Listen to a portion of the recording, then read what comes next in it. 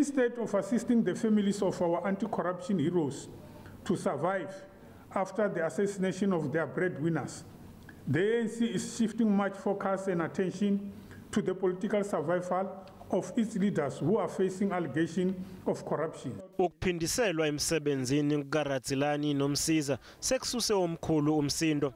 Le nhlangano zithi isinqumo se-ANC sikhombisa ukungabahloniphi abantu abantulayo. Bangaphezulu kwenkulungwane eyingamashumi abantu abalahlekelwa imali ababeyitshale kuleli ibhange. Iqembu elibusayo lisolwa ngokushaya indiva ubucayi benkohlakalo. It was a surprise for us to see ANC ignoring the investigation by the Hawks, not waiting for them to complete their work.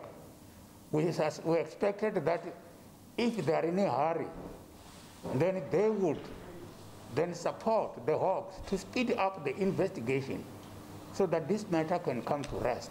Abaholi bendabuko basola uqhekeko olukhona ngaphakathi eqenjini. When we look at this point, we find that there's no more unity in the ANC. And as a royal leader, we don't want that.